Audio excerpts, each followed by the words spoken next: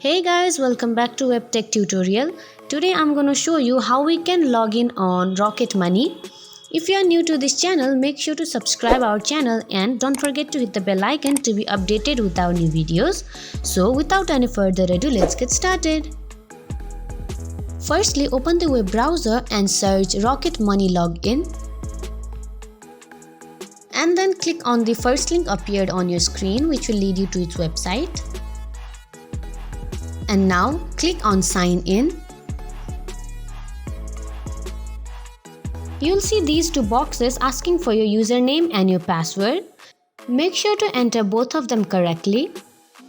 If you have forgotten your username or your password, you can click on forget username and forget password to recover it. After recovering it, you can type it in these boxes and click on sign in. Now your account will be signed in.